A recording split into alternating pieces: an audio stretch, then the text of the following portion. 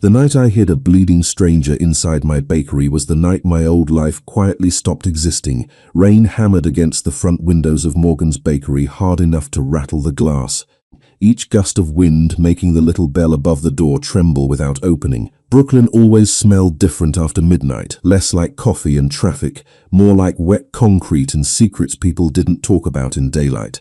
I stood behind the counter scraping burnt cinnamon filling off a baking tray while the old jazz station crackled softly through the radio near the espresso machine. My feet ached, my oversized cream sweater smelled like sugar and flour, and all I wanted was to finish cleaning so I could go upstairs to my tiny apartment and sleep for maybe 5 hours before doing it all over again. 26 years old, buried in bills, and somehow still pretending a family bakery could survive in a neighborhood where rent climbed faster than hope. I wiped my hands on a dish towel and glanced at the clock above the kitchen doorway. 1:47 a.m., too late for customers, too early for peace. The storm outside only got worse, rain sliding down the windows in silver rivers while thunder rolled somewhere over Manhattan. Most nights I liked being alone in the bakery after closing. The quiet felt honest, no fake smiles, no polite conversations, just warm ovens cooling down, and the smell of fresh bread lingering in the air like a memory that refused to leave. My mother used to say bakeries were the closest thing cities had to churches. People came in carrying invisible sadness and left with something warm in their hands. I missed her most on nights like this. The bell above the front door suddenly exploded into frantic noise. I jumped so hard I dropped the metal tray onto the floor with a loud crash. "We're closed," I called automatically, my heart still stuttering from the surprise. No answer, just the sound of heavy breathing. Then the back door slammed open. Cold rain swept inside with him.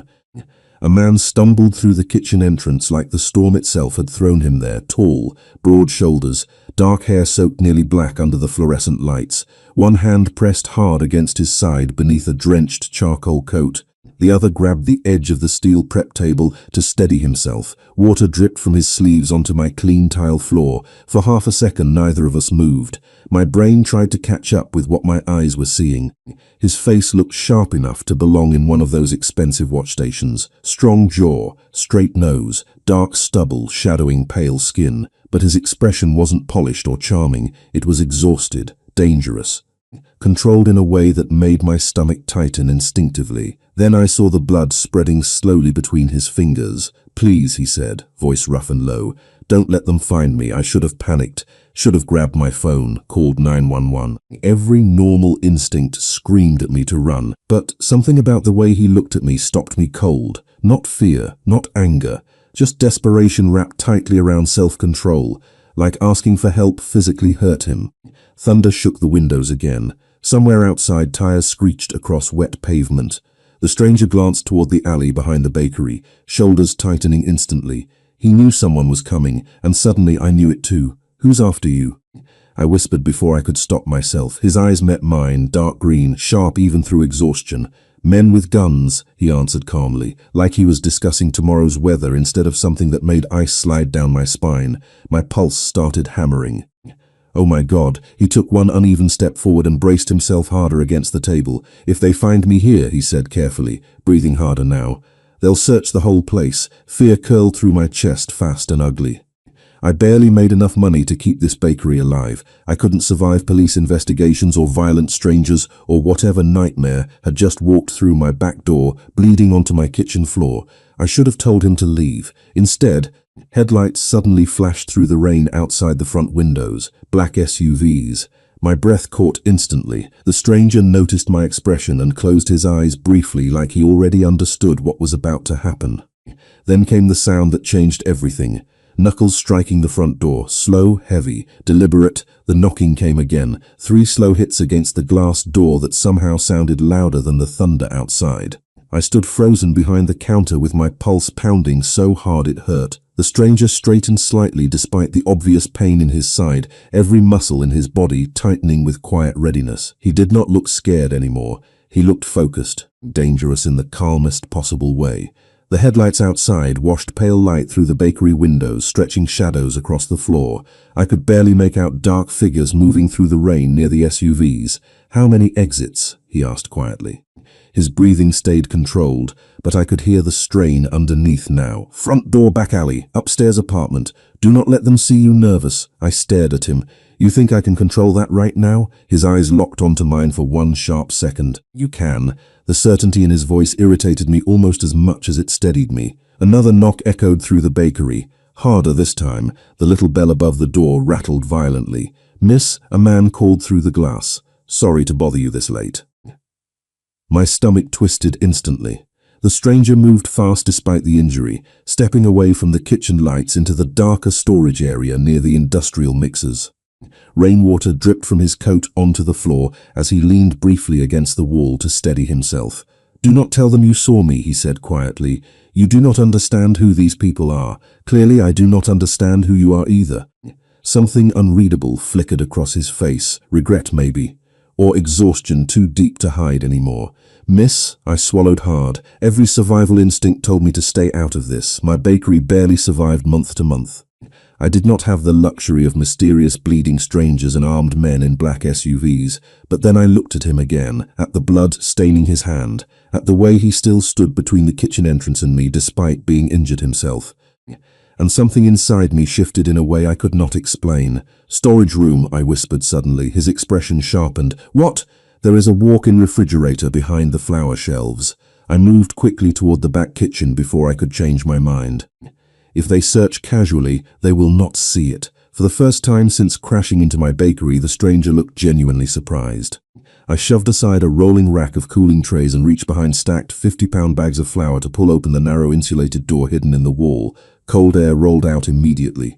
Go, he hesitated. Grace, I blinked. What? Your name tag? His eyes dropped briefly to the faded pink bakery apron tied around my waist. Thank you, Grace. The way he said my name sent an uncomfortable warmth through my chest at exactly the wrong moment. Just go. He stepped into the refrigerator without another word, tall enough that he had to duck slightly beneath the doorway. Before closing the door behind him, I noticed his hand slipping briefly against the frame like he was closer to collapsing than he wanted me to know.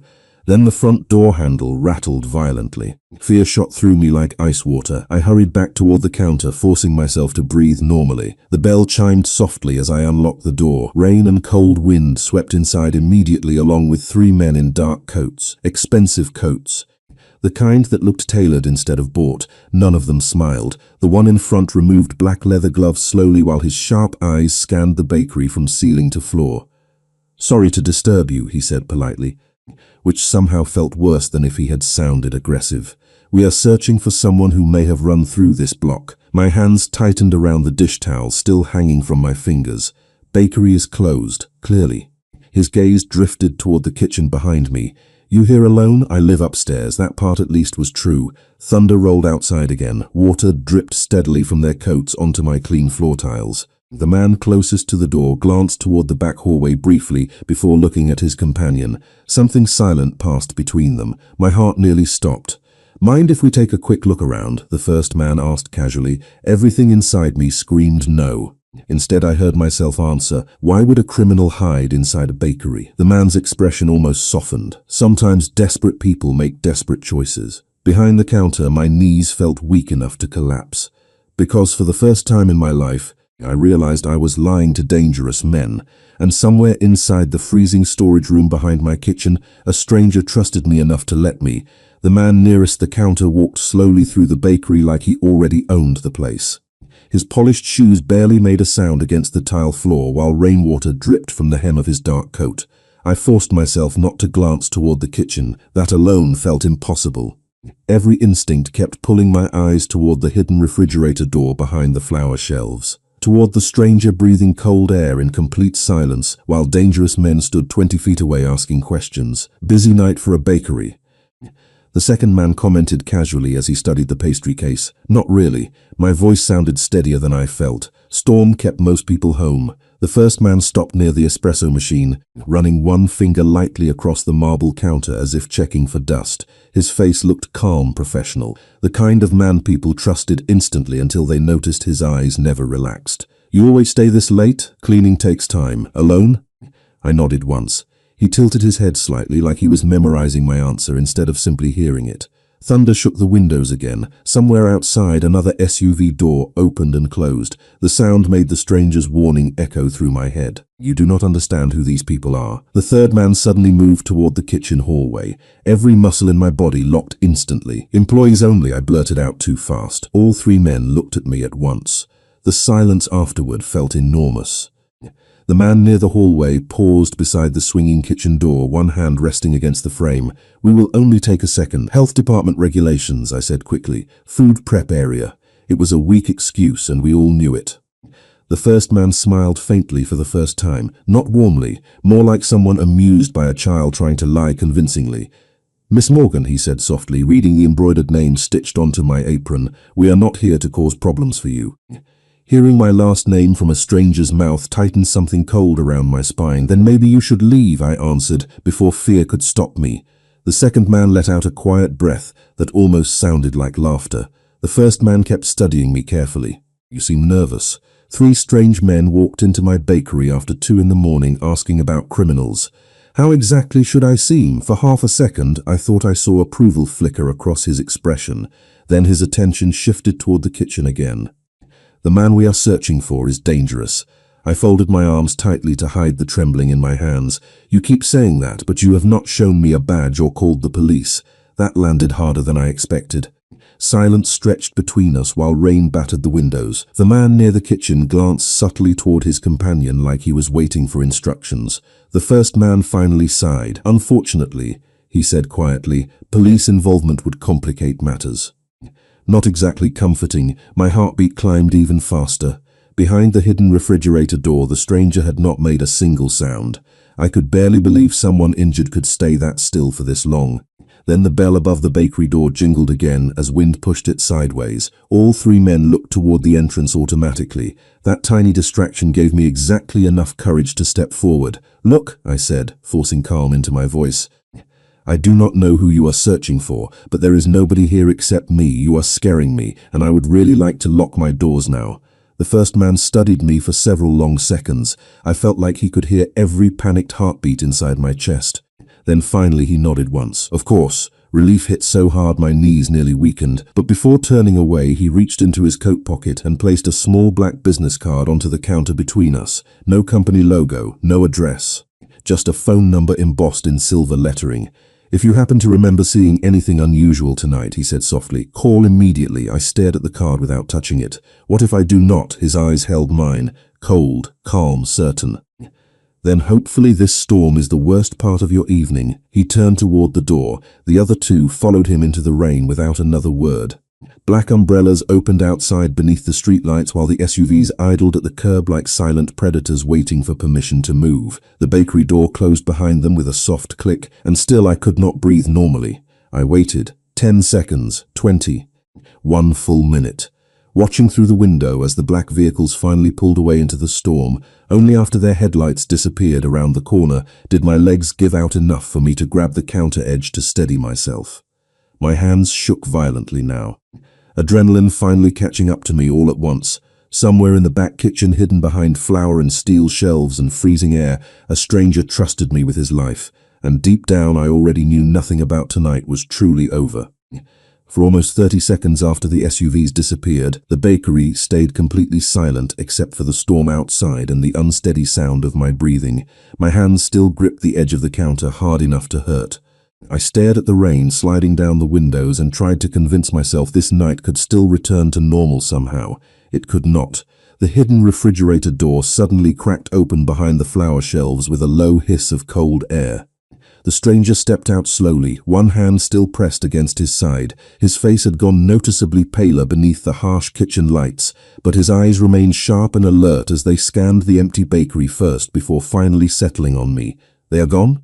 he asked quietly. I nodded once. "You should probably leave before they come back." He took another step forward and nearly lost his balance. The movement was subtle, but I saw it immediately. His hand tightened against the steel prep table hard enough that his knuckles turned white. Instinct overpowered common sense before I could stop it. "Sit down. I am fine. You are bleeding onto my floor." His gaze dropped briefly to the dark stain spreading across the tile beneath him like he had only just noticed it himself. Then finally, after a long second of stubborn silence, he lowered himself carefully onto one of the metal kitchen stools near the counter. The storm outside rattled the windows again. Up close now, he looked worse than before. Rainwater still clung to his dark hair. His coat hung heavy from his shoulders, soaked through completely, and exhaustion carved deep shadows beneath his eyes. But even injured and pale and sitting inside a tiny family bakery after 2 in the morning, he carried himself with unsettling control, like power was something stitched directly into his bones.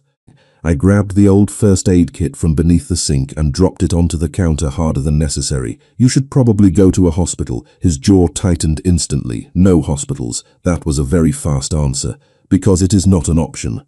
I stared at him while pulling disposable gloves onto my shaking hands. "You always answer mysterious questions with mysterious answers." Something almost like amusement flickered briefly in his eyes before disappearing again.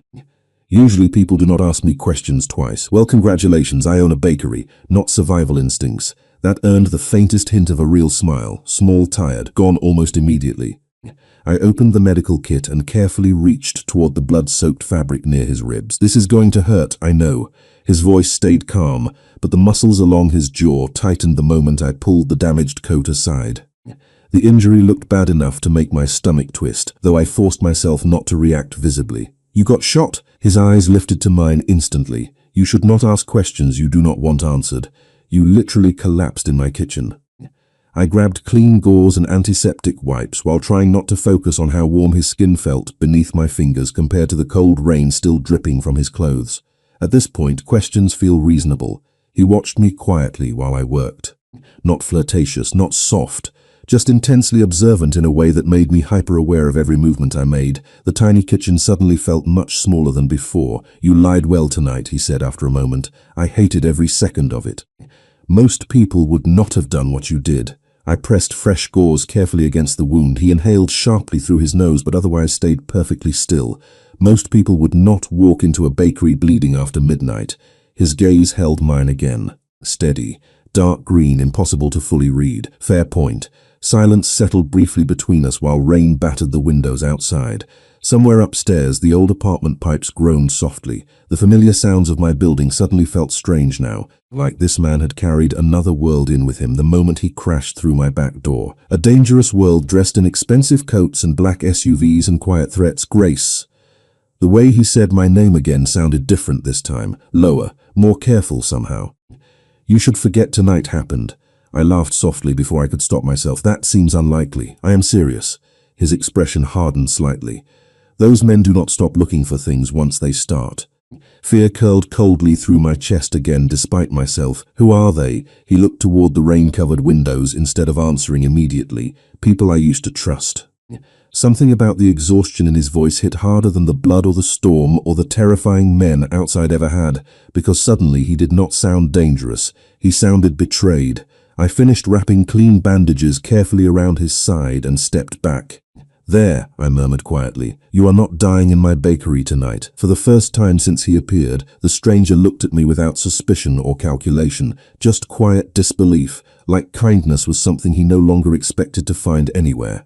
The bakery suddenly felt too warm after that, too quiet.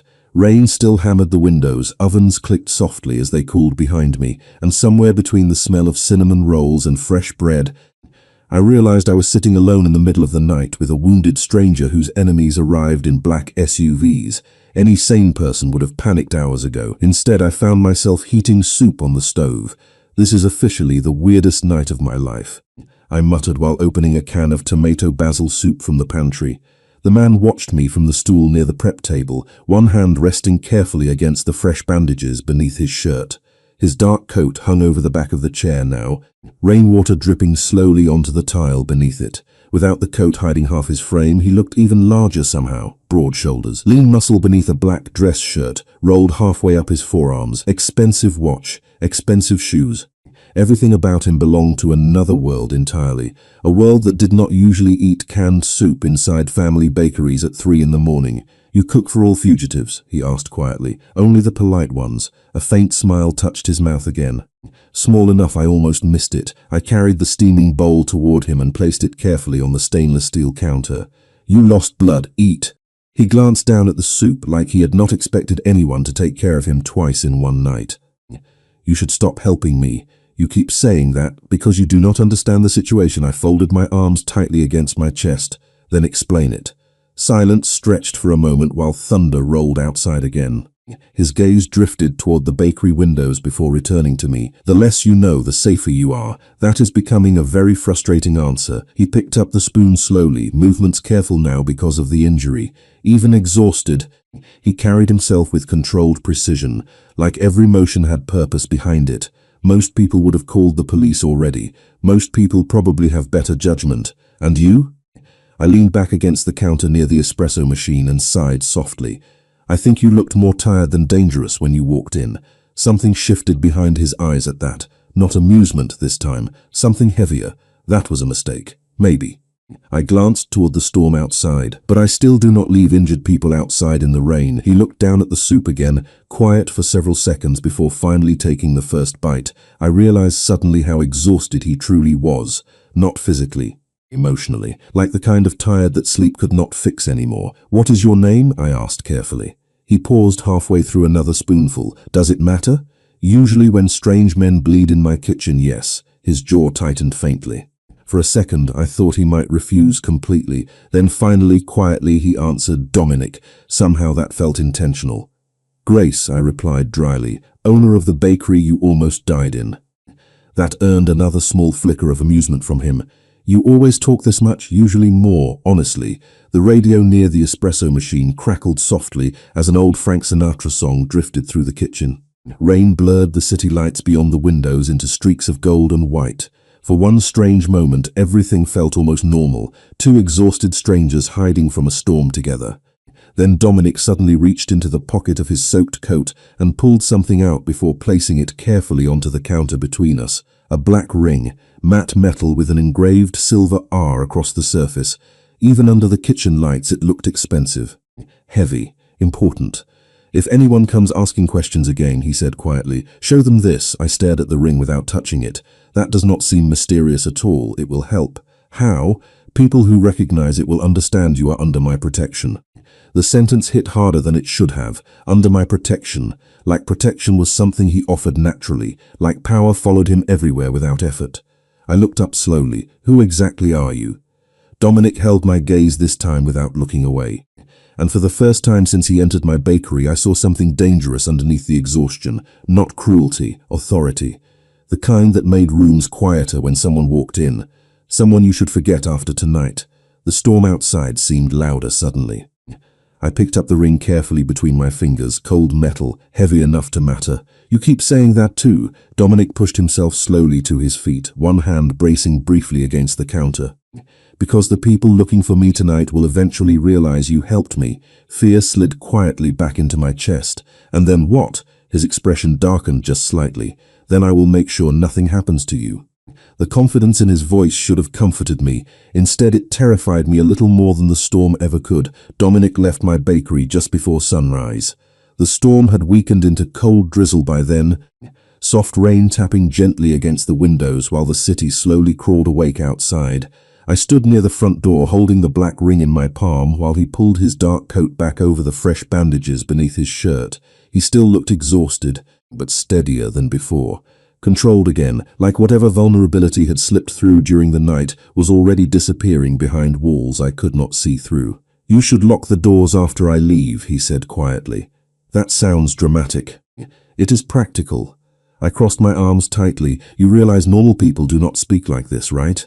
Something almost warm flickered briefly in his expression. You stopped being involved with normal people the moment you hid me. The truth in that settled heavily inside my chest. I hated that he was probably right. Dominic reached for the door handle, then paused suddenly. Grace. What? His gaze held mine for a second longer than usual. Thank you. Not polished, not charming, real.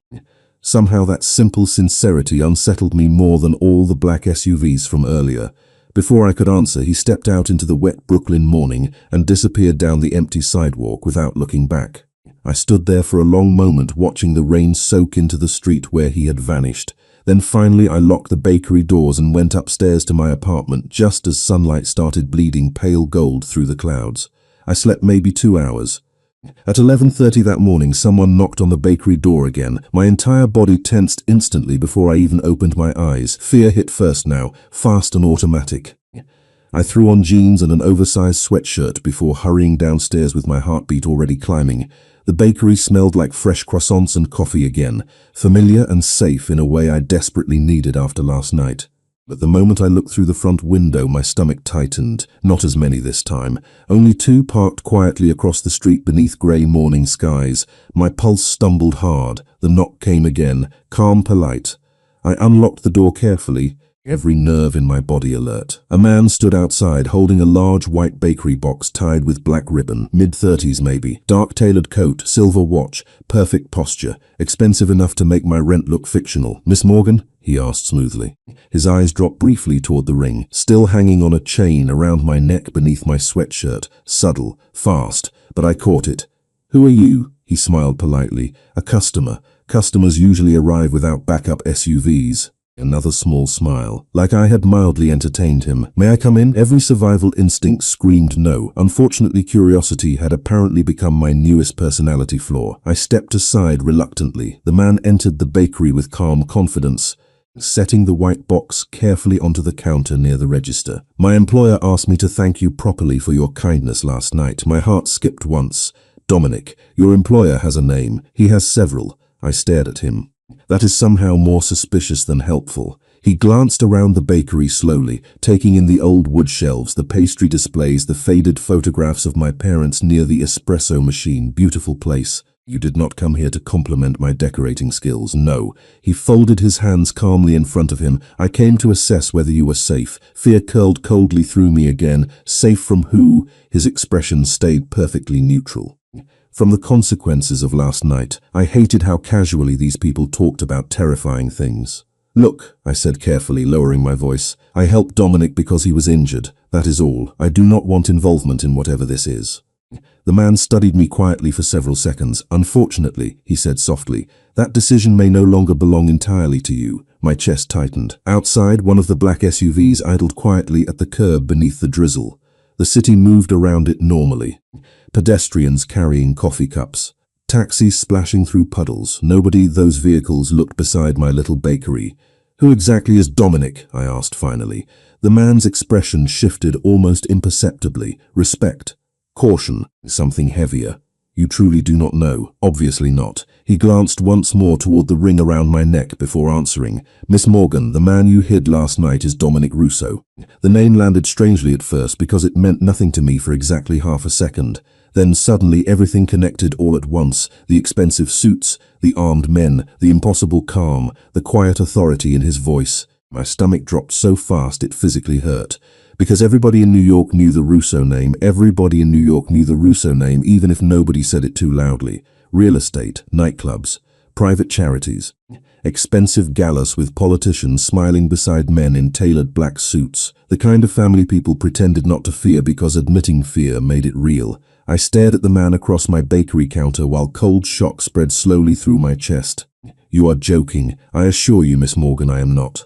My mouth went dry instantly. Images from the night before slammed together in my head all at once. Dominic sitting on my kitchen stool, bleeding through his shirt. Dominic eating canned soup under the warm bakery lights. Dominic thanking me quietly before disappearing into the rain. The terrifying part was not that he was dangerous. It was that he never once needed to say it out loud. "No," I whispered more to myself than him. "No."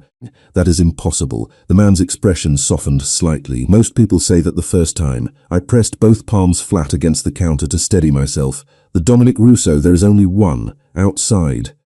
Rain still drizzled softly against the windows, while morning customers passed the bakery completely unaware that my entire understanding of the last 12 hours had just collapsed. I suddenly remembered every news article I had ever skimmed past without fully reading. Russo Enterprises, luxury hotels, private security firms, rumors whispered online about connections nobody could prove, men disappearing from photographs after public scandals, stories that always sounded too cinematic to belong to real life. And somehow I had hidden that man behind bags of flour inside my bakery refrigerator. "He did not tell you," the man observed quietly. "No kidding." He glanced toward the ring hanging beneath my sweatshirt again. "That means he trusted you." I almost laughed at how insane that sounded. I do not think trust is the word here. Before he could answer, the bell above the bakery door chimed softly. Both of us looked up immediately. The entire room shifted somehow before I even saw him clearly. Dominic Russo stepped inside, wearing a perfectly tailored. It looked untouched by weather or exhaustion or the chaos of the previous night. Dark hair brushed neatly back, clean white shirt beneath the jacket, silver watch at his wrist. No visible weakness anywhere. If I had passed him on the street this morning, I never would have connected him to the injured stranger sitting in my kitchen hours earlier, but his eyes were exactly the same, dark green. Sharp enough to make people tell the truth without realizing it. The man beside the counter straightened instantly. Respect rolled off him automatically. "Sir." Dominic barely acknowledged him. His attention landed entirely on me instead, and somehow that felt even more intense. "Grace." Hearing my name in his voice again sent an uncomfortable warmth through my chest that I absolutely did not appreciate. I folded my arms tightly. "You are Dominic Russo." Not a question anymore. Something unreadable crossed his expression briefly. "Yes, you lied to me. I omitted information." I stared at him in disbelief. That is the most rich person answer I have ever heard. The corner of his mouth almost moved again. "Almost. I was trying to protect you by letting me unknowingly hide a mafia boss in my bakery." Dominic stepped closer slowly, controlled confidence in every movement. "You would have reacted differently if you knew." "You are right. I absolutely would have." The other man near the counter cleared his throat quietly. "I will wait outside." Dominic nodded once without looking away from me. Seconds later we were alone except for the sound of rain and the soft hiss of the espresso machine behind the counter. Silence stretched between us while I tried to reconcile the two versions of him standing inside my head. The exhausted man who thanked me over canned soup, and the man now standing in my bakery like he owned entire city blocks without effort. Dominic glanced around the bakery slowly before speaking again. "You should close early today." "Excuse me, until we know whether anyone followed me here last night, I would prefer you stay cautious." I let out a short, disbelieving laugh. "There it is." His brow shifted slightly. "What?" "It is not control, it is security. Same flavor, different branding." For the first time, real frustration flickered faintly beneath his calm expression. "Grace, men came looking for me with weapons last night. And now you think you can just walk into my bakery and start giving orders? I think you are in danger because of me. That stopped me colder than I wanted it to." Dominic stepped closer again, lowering his voice carefully. "I told you before, the people involved in this situation are not patient men, and you are." His eyes held mine steadily, "only when necessary." The answer should have intimidated me. Instead, it made something complicated twist quietly in my chest. Because standing here now in daylight, Dominic Russo did not look like a monster. He looked like a man carrying too much responsibility and nowhere safe to set it down. Which honestly felt far more dangerous. By 3 that afternoon, my bakery no longer felt like mine. Customers still came in for coffee and pastries, but every time the bell above the door rang, my heart jumped hard enough to hurt. Outside, one black SUV remained parked across the street like a silent warning. Not hidden, not subtle, just there, watching, protecting, controlling, depending on who you asked. I stood behind the espresso machine pretending to focus on steaming milk while my thoughts spiraled endlessly around the same impossible reality. Dominic Russo had sat in my kitchen eating soup 12 hours ago. Dominic Russo knew my name. Dominic Russo had somehow turned my quiet life into something dangerous overnight. "You are burning the milk." I looked up sharply. Dominic stood near the front counter again like he belonged there now. Same charcoal suit, same calm expression. The older woman at table 3 nearly spilled her coffee, staring at him understood. Men like Dominic changed the atmosphere of rooms simply by entering them. Everything became quieter, sharper, more aware. I shut off the espresso machine harder than necessary. "Do you always appear out of nowhere?" "Usually people are less hostile when I visit." "Usually people do not wake up to find out they accidentally hid one of the most feared men in New York." Dominic's expression barely shifted, but I noticed the slight tension along his jaw immediately. Feared is subjective. That sounds exactly like something a feared person would say. A faint breath almost resembling amusement escaped him. It annoyed me that I noticed. "Can we talk privately?" I liked life better before private conversations with mafia bosses became a regular thing. Still, I led him toward the back kitchen away from customers and curious eyes. The moment the swinging door closed behind us, the warmth between us from the night before disappeared completely. Reality sat too heavily between us now. Dominic leaned one shoulder carefully against the prep counter, movement still slightly restrained because of the injury beneath his suit jacket. You should stay somewhere else temporarily. There it was again. Orders disguised as concern. No, Grace, no. I folded my arms tightly. I am not abandoning my bakery because dangerous rich men keep showing up in expensive cars. This is not a joke. I know that. My voice cracked sharper than intended. That is exactly the problem. Silence stretched briefly between us while rainwater dripped softly from the awning outside. Dominic watched me carefully like he was trying to calculate the safest way to say something impossible. The men looking for me last night, he said quietly, believe someone close to me betrayed them. Fear curled coldly through my chest again despite myself. Did they? His eyes darkened slightly. Yes, the honesty in that answer unsettled me more than lies would have. I looked away first, suddenly exhausted. I do not understand why any of this has to involve me. I gave first aid to a bleeding stranger. You protected me. His voice lowered slightly. That changes things. I let out a disbelieving laugh. For you, maybe. I still have bills to pay and cinnamon rolls to bake tomorrow morning. Dominic stepped closer, slowly, not threatening, just intense in a way that made it impossible to ignore him. Grace, people connected to this situation may assume you know something. But I do not. That will not matter to them. The kitchen suddenly felt smaller again. Too warm, too quiet except for the refrigerator humming softly nearby. So what exactly happens now? I asked carefully. Dominic held my gaze for several long seconds before answering. Now I make sure nobody touches you. The certainty in his voice should not have affected me the way it did, but something about hearing a man like Dominic Russo say those words directly to me made my pulse stumble unexpectedly, which honestly irritated me almost as much as his constant attempts to control everything. You do realize protection and imprisonment can start looking very similar, right? His expression shifted faintly then. Not anger, something more complicated. I am trying to keep you alive, and I am trying to keep my life. Silence settled heavily between us. Somewhere out front, the bakery bell chimed softly as another customer entered. The normal sound felt impossibly distant now. Dominic glanced toward the front windows before looking back at me. You are brave? No, I said quietly. I think I am just stubborn. Another faint, almost smile touched the corner of his mouth. Then suddenly his expression hardened again, attention shifting toward the street outside, instantly alert. Every muscle in his body tightened with controlled readiness. Fear crawled up my spine immediately. What? I whispered. Dominic looked toward the front of the bakery without answering right away. When he finally spoke, his voice turned dangerously calm. Stay away from the windows. My stomach dropped the second I saw Dominic's expression change. One moment he looked frustrated. The next, every trace of warmth disappeared from his face completely. He moved fast toward the front of the bakery, grabbing my wrist gently but firmly before I could argue. Dominic, upstairs, now. The tone in his voice stopped me cold. Not loud, not angry, controlled in a way that somehow felt more serious than shouting ever could. What is happening? He glanced through the front window briefly, jaw tightening. Move, Grace. Fear surged through me instantly. Outside, the black SUV that had been parked across the street suddenly pulled away hard from the curb. Tires hissed across wet pavement as another dark sedan slowed near the intersection instead. Everything happened too quietly, too carefully. The normal sounds of the city seemed to disappear beneath the pounding of my heartbeat. Dominic guided me toward the back hallway leading upstairs, one hand still lightly against my arm. Do not stop, he said quietly. Do not look outside. You are scaring me. Good.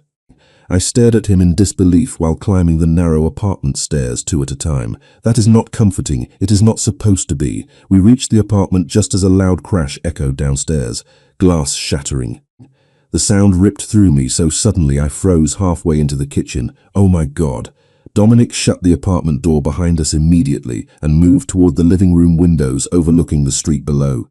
I followed despite his earlier warning because fear and curiosity apparently kept making terrible decisions together. Smoke curled upward from below, thin at first, grey wrong. My breath caught violently in my chest. No, Dominic swore softly under his breath. Downstairs inside Morgan's bakery, orange light flickered suddenly behind the front windows. Fire. My bakery was on fire. No. I rushed toward the apartment door instantly, but Dominic caught my arm before I reached it. Grace, my bakery. Panic cracked through my voice so sharply it barely sounded like me anymore. Everything is down there. My mother's recipes, the old photographs above the espresso machine, the wooden shelves my father built by hand before he died. My entire life lived inside those walls. Smoke thickened beneath the apartment door downstairs. Somewhere outside, people started shouting. Sirens wailed faintly in the distance. Dominic stepped directly in front of me, forcing me to look at him. Listen to me carefully. His hands settled firmly against my shoulders, warm, steady. You cannot go down there right now. I have to. Tears burned hard behind my eyes. You do not understand. I understand exactly. His voice stayed calm even as chaos unfolded below us. This was meant as a message. Cold horror slid through me. Because of you, Dominic's jaw tightened once. That alone felt like confirmation. Rage suddenly pushed through the panic hard enough to shake me. You said you would protect me. The words hit harder than I intended. Something painful flickered briefly across his face before disappearing again behind control. I am trying to. Another crash echoed from downstairs, followed by the sharps of smoke climbing rapidly into the apartment now. Dominic immediately shifted focus. We need to leave. I am not leaving my bakery. Grace, no. My voice broke completely this time. You do not get to destroy my life and then order me around afterward. Silence slammed between us for half a second. Then Dominic suddenly moved past me toward the hallway closet. What are you doing? He grabbed the thick wool fire blanket hanging beside the water heater and wrapped it quickly around my shoulders before pulling another over himself, changing the plan. Fear spiked again. Dominic. The back stairwell still connects to the alley behind the bakery. His eyes locked onto mine intensely. Stay beside me and do exactly what I say. Smoke curled visibly through the apartment ceiling now. My pulse hammered painfully as Dominic opened the door carefully. Heat rushed upward immediately from downstairs. Not overwhelming yet, but growing. Fast. The familiar smell of cinnamon and coffee downstairs had vanished beneath smoke and burning wood. My chest physically hurt, hearing the distant crackling below us. Dominic kept one arm firmly around me while guiding me down the narrow stairwell. Easy, he murmured quietly near my ear. Breathe slowly. Strange how his voice stayed calm enough to steady mine even now. We reached the lower hallway just as firefighters burst through the bakery front entrance below. Water sprayed somewhere near the pastry displays while smoke rolled across the ceiling in thick waves.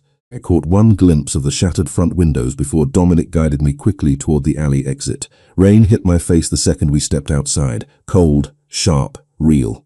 Neighbors crowded the sidewalk, staring at the smoke pouring from Morgan's bakery beneath flashing red emergency lights. My bakery, my safe place, my entire world, gone in a matter of minutes because I opened the wrong door during a storm. Dominic stood beside me silently while rain soaked through both our clothes again.